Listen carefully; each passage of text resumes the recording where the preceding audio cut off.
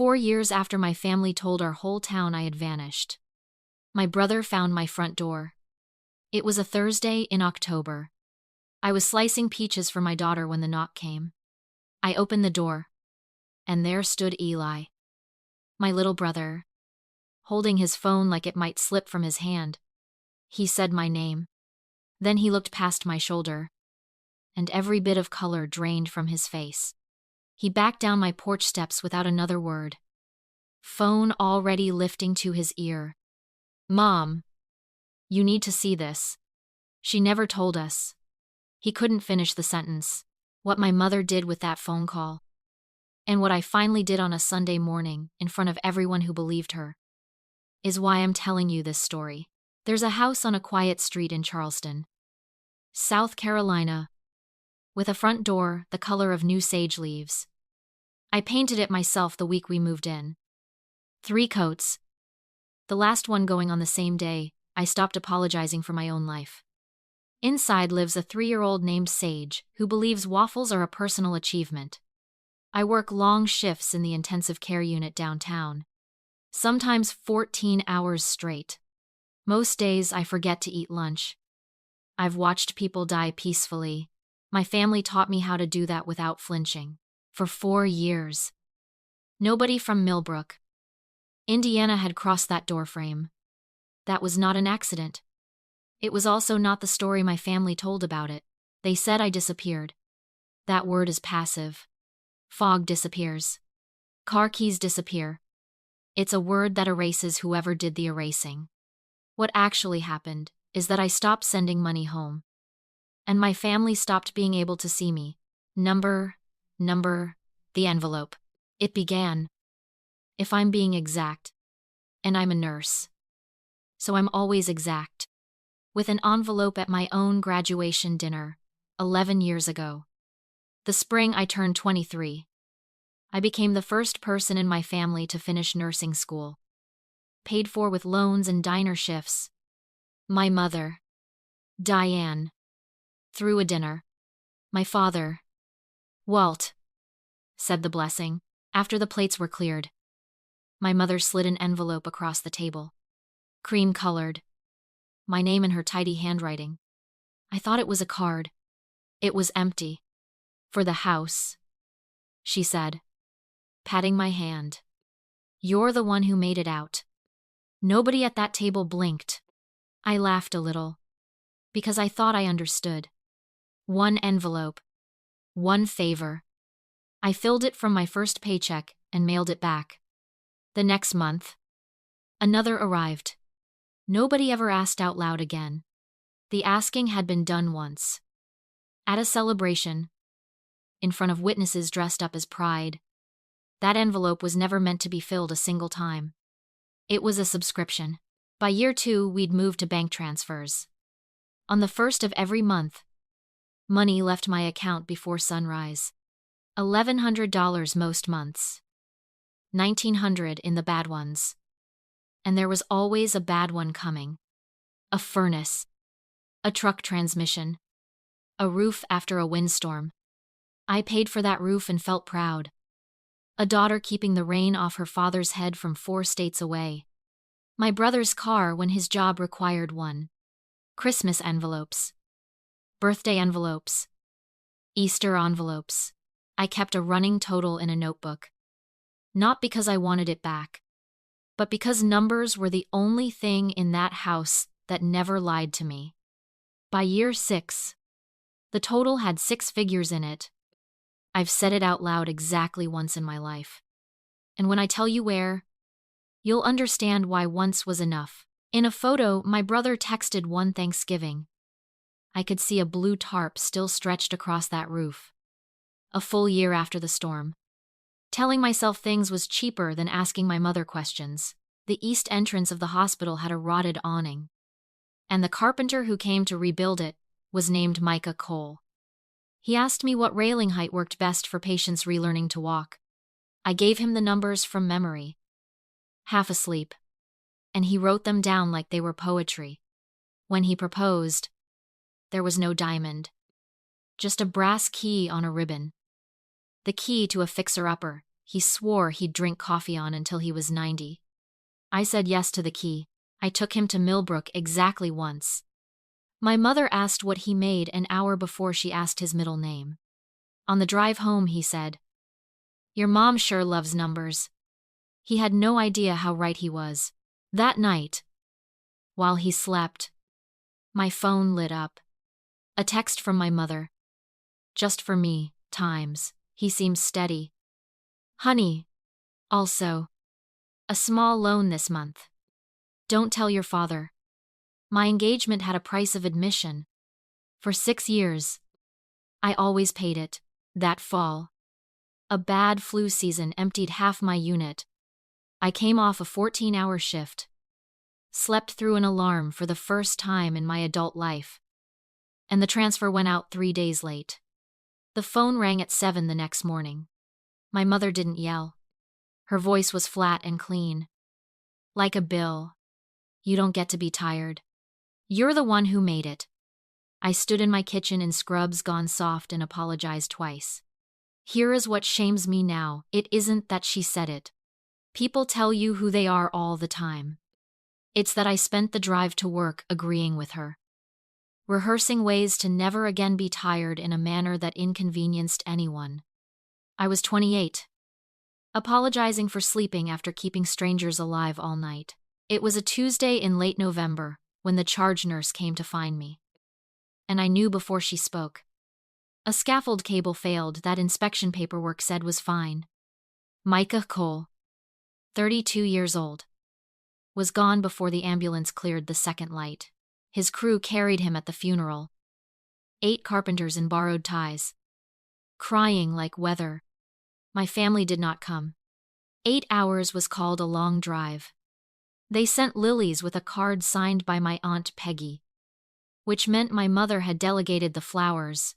4 days later, my mother texted Times, "So sorry about everything. Honey, will this month's transfer be late with all this going on?" Times. I read it standing in Micah's closet, holding a flannel shirt that still smelled like cut lumber. I sent the money on time. Grief makes you obedient before it makes you anything else. 2 weeks after that, I fainted on the unit. In a fluorescent drugstore bathroom. 2 pink lines came up like a sunrise I had no idea what to do with. The ultrasound said 17 weeks along. I was 5 months from being someone's mother and 1 phone call from being no one's daughter. I planned that call the way I plan a medication pass. Order. Dosage. No surprise. I chose wrong. I led with the boundary. Mom, I have to stop sending money. That's as far as I ever got. The line detonated. Ungrateful. After everything. So this is who you are now. Then a dial tone. Flat as a heart monitor with nothing left to say. I called back twice. Voicemail. Voicemail. My blood pressure earned me a specialist who used the words times, preterm risk times, and said stress like it was a controlled substance. So I tried my father. Dad. Please. Something's happened. Walt Calloway, who once drove 4 hours for my choir concert, said quietly, "Don't upset your mother. Not times what happened. Not times are you okay." Every road into that family ran through Diane. And Diane had closed the road, 8 hours away. My mother started telling a story. It just wasn't mine. It started with my Aunt Peggy posting online about praying for her sister through a heartbreaking season. Some children forgetting the people who raised them. No names needed. Then, at coffee hour, at Grace Fellowship, someone asked where I'd gotten to. My mother looked at her shoes, let the silence sour, and said, "We don't really know anymore," dabbing her eyes. Every word of that sentence was technically true. She didn't know. Because she'd hung up before knowing was possible. A thing left uncorrected in a small church becomes scripture by Advent. My mother never lied. She just declined. Again and again. To tell the truth. And let 200 decent people write the story for her. I knew none of this at the time. My brother told me all of it years later. ashamed. At my own kitchen table. The last months of that pregnancy, I built a life with the sound turned off. My friend Talia took my worst shifts before I'd worked up the nerve to ask myself. The money that used to leave on the first of the month stayed home and became a car seat. And the last piece of a down payment on a small brick house. It felt obscene at first, watching my own money stay. That's what 6 years of envelopes does to your arithmetic. I moved in 8 months pregnant and painted the front door sage green before I'd unpack the kitchen. In my 8th month, I wrote one letter, by hand, to my grandmother Opal, my father's mother, 79 then, the only person in that family who'd rather hear a hard truth than a smooth story. I gave her everything, and my new address, the only soul in Indiana to get it. Then I watched the mailbox. Nothing came. I told myself the mail had gotten lost. The other possibility was too heavy to carry. Sage Cole Calloway arrived on a March morning. 3 weeks early. Talia stood where a family stands, held my hand through the worst hour, and cut the cord when it was over. Because somebody who loved us should. They put a furious, dark-haired girl on my chest. And I want to tell you something about myself. On my unit, I was famous for my dry eyes. That day I cried. Not gently. Because I was here. And I was safe. And the 2 people who should have been pacing that waiting room didn't even know she existed. We named her Sage. Micah had said it once on a porch, trying names out loud like paint colors, and grinned and called her someday. So it was always hers. Her father's name is on a birth certificate for a girl he never met. The brass key hangs in a frame by my front door to this day. Then I did the thing my family would later call disappearing. I lived. The mortgage got lighter every year.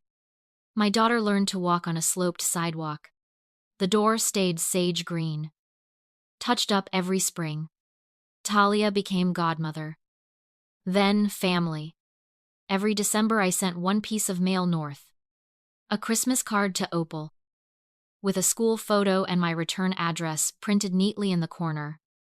I never knew if she read them or burned them. Somewhere in those years, I stopped flinching when the phone rang on the first of the month. Being needed is not the same as being loved. It took me 30 years to learn the difference, and 4 more to believe it. My daughter will grow up knowing it for free. I thought the story was over. Then, on a Thursday in October, somebody knocked on the green door. My grandmother Opal had gotten pneumonia that summer.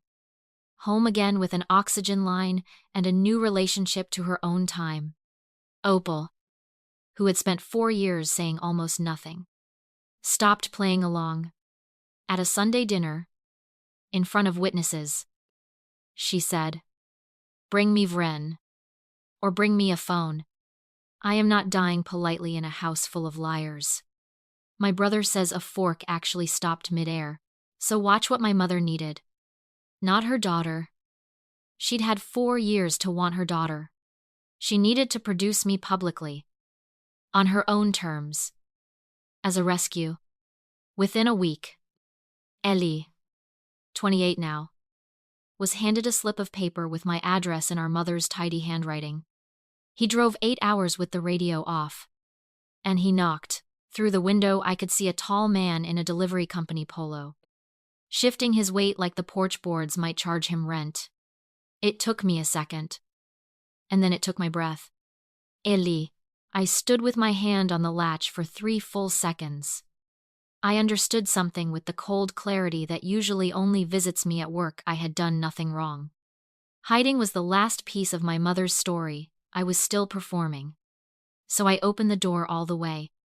"Hi, Ellie," I said, and watched 4 years hit my brother in the face. Then I heard bare feet on hardwood behind me. "Mommy." "Who is it?" Here is what my brother saw. In order, a girl, 3 years old, skidding into the hallway in dinosaur socks. Our grandmother Opal's chin reprinted at 3 feet tall. Then his eyes went past her. Down the hall. To Micah's photograph, with the funeral ribbon still folded over one corner. The ultrasound in its little silver frame. Talia's snapshot of me 8 months pregnant. Alone. In front of a half-painted green door, I watched my brother do the math nobody had ever let him see. Solved in 4 seconds on a porch. He went white. Back down my steps. Phone already at his ear.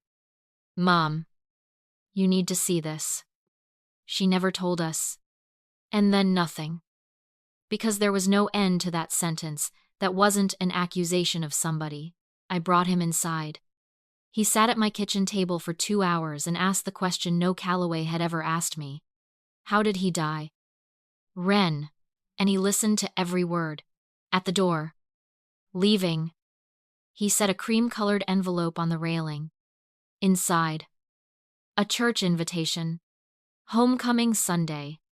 All are welcome home. She's going to fix this. Ren. He said.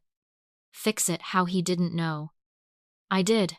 That night a cousin added me back to a family group chat. As if nothing had happened. By 2 a.m, there were nearly 40 messages. The early ones were almost human. Then, around midnight, the new narrative arrived. Fully dressed times. She hid a child from us. 4 years. My Aunt Peggy.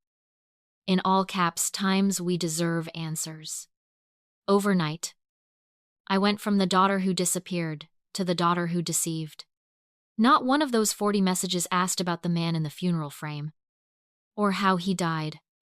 Or how I'd carried a baby alone through the worst year of my life. Grief wasn't on the family ledger. It had no cash value. So it didn't post. The next evening my mother called. Nearly 4 years since the dial tone. Come to homecoming, she said. I'll tell everyone you were sick. A sick girl who couldn't reach out isn't a scandal. Honey. It's a testimony. No one ever has to know about the money. I was too busy being impressed. The way you can be impressed by a flood. That sentence diagnosed me retroactively with love. Converted 4 years of erasure into a redemption arc with her in the lead. And buried the actual reason under the church carpet forever. With my signature on the burial. My mother wasn't apologizing. She was offering me a better produced lie and a supporting role in it. 2 nights later, my grandmother called. I want you to hear this while I can still say it plain. She said. I never believed the word disappeared. Not for one day. People don't disappear. Vren. They get erased. And I have sat at that woman's table the better part of 40 years. Watching who holds the eraser. She'd gotten every letter I ever sent. Kept them somewhere safe. Bring her to me while these eyes still work. She said. Not for a show. For a Saturday? I decided not to go to homecoming. I built the visit like a night shift tight. Timed. No exposure. Drive up Friday. Motel off the interstate. All day Saturday at Opal's. Wheels south before First Grace sang its opening hymn. It survived exactly 1 afternoon. In the afternoon, Opal sent Sage to fetch her old sewing box and dig under the thread. Every Christmas card I had ever sent her. Rubber banded. Edges gone soft from being read instead of merely kept. Why under the thread? Grandma. Because your mother found them last Christmas. Looking for scissors. She read every one. She put them back and never said a word. Last Christmas. 10 months ago. My mother had my address for 10 months while her church prayed for her lost girl. She didn't need to find me. She needed me lost. I was worth more missing. By supper, my brother texted that the whole parish knew. The girl. The visit. Opal's parch. That evening. At the potluck. My mother rose with her hand on her heart. God has brought my lost lamb home. She said. This Sunday she will stand before this congregation. And this family will be made whole. Applause. 2 women cried. Then Eli knocked on my motel door. holding a spiral notebook like it was leaking. Our mother's household ledger. Decades of it. There was the roof. My roof times, patch materials. $340. Labor, Walt and Ellie. My father and brother had fixed it themselves for the cost of shingles, while $1,900 a month kept arriving from me. Where the rest went was all there in her handwriting times. First Grace Building Fund. Diane Calloway. Women's Retreat. Diane Calloway. Loans to cousins. Never repaid. My money hadn't been keeping my family afloat. It had been buying my mother a throne in a very small kingdom. Then Eli turned to the oldest page. Wedding ring. Pawned. Mama's back rent. My mother was 23. Married 8 months. And had sold her own ring to cover her parents' debts. Nobody ever paid her back either. She's not spending your money to be cruel. Wren, Eli said. She's paying a debt she thinks every daughter owes. It made nothing okay. It made everything sadder. And heavier. It took revenge off the table. Whatever I did next, it wouldn't be to win. I didn't sleep that night. A small voice came from the other bed. Half inside a dream. Mommy. Do I have a grandma, somewhere in that small mind? A gap had opened. I understood then that if I stayed silent, my silence wouldn't stay mine. My mother would fill it. The way she'd filled 4 years already. Silence had been my shelter. From here on, it would only be her material. I decided to go to church. I did not print bank statements. They sat in a file cabinet 8 hours south, right where they belonged. I wasn't going to wave paper like a process server. I didn't write a speech. There was no rehearsal. Because there had been nothing but rehearsal. Every night shift. Every first of the month. Every December card. I ironed my navy dress. I braided Sage's hair and let her pick the ribbon. She picked yellow. And she was right. Micah's brass key went into my pocket. Not for anyone to see. Ballast. Grace Fellowship held all 200 of them. Plus folding chairs on the grass. A hand-cut banner over the doors times welcome home. We took our seats. Opal on the aisle. Sage and me behind her. My father stood at the back. Cap in his hands. My mother took the pulpit in lavender.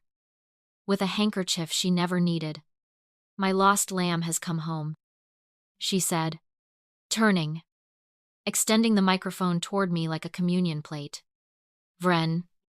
Honey? Come up here and give thanks with me. 200 faces swiveled. I looked at Opal. She gave me a nod you'd have missed if you weren't starving for it. I let go of the pew. I stood up. I did not take the microphone. That church was built when rooms were built for voices.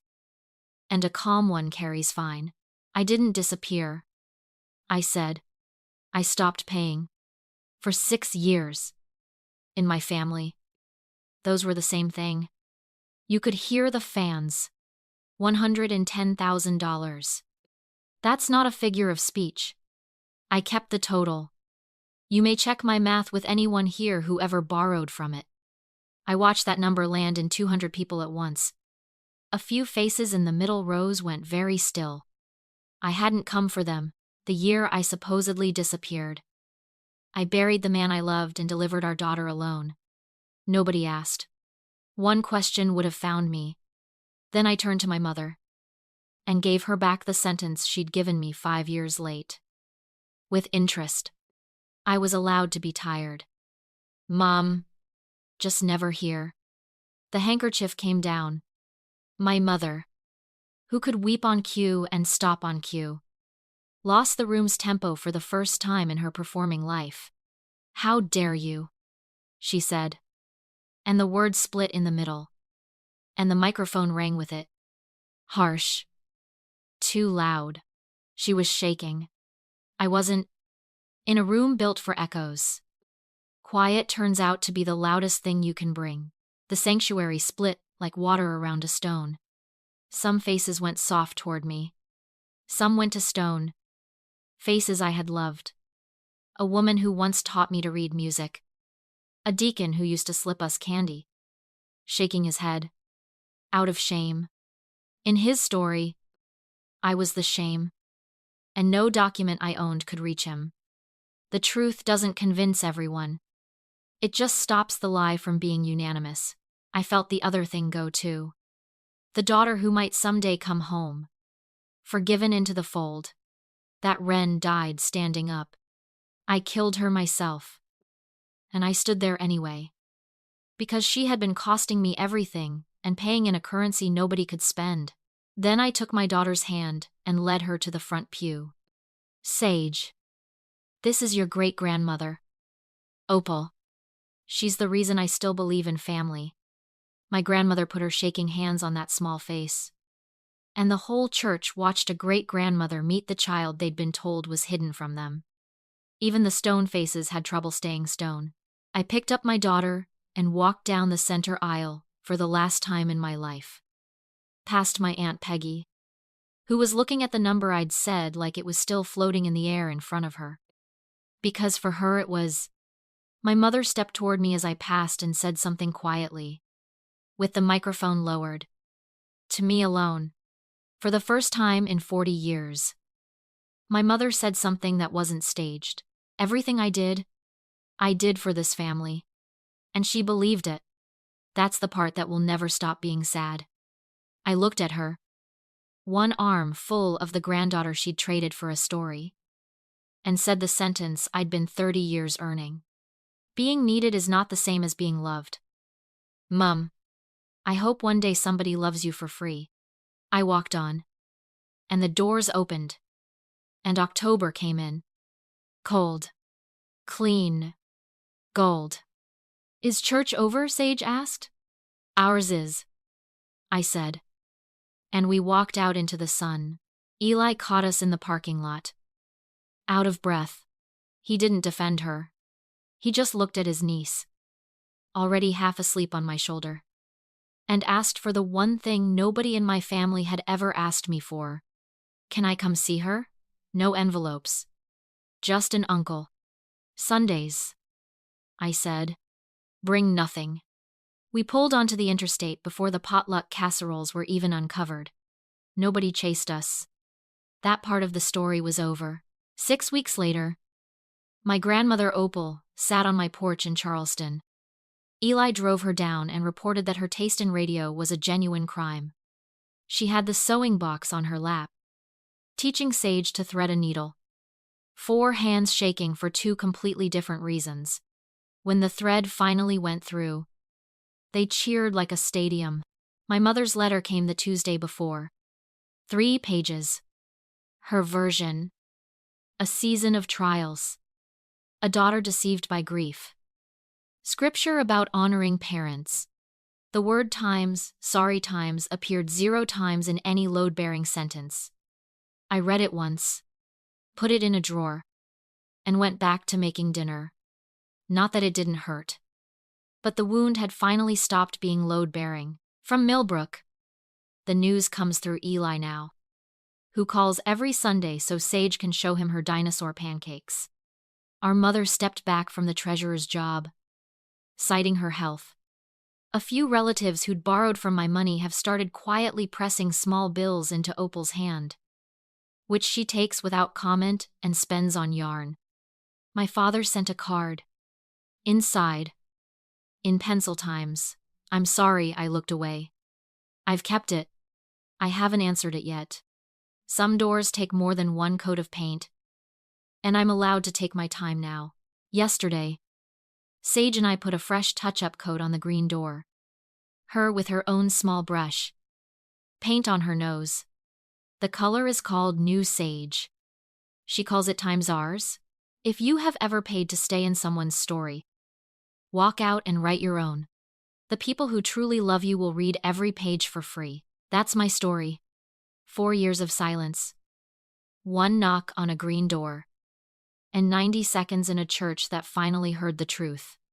If this reminded you of an envelope you keep filling for people who never once ask how you are, let that be your sign.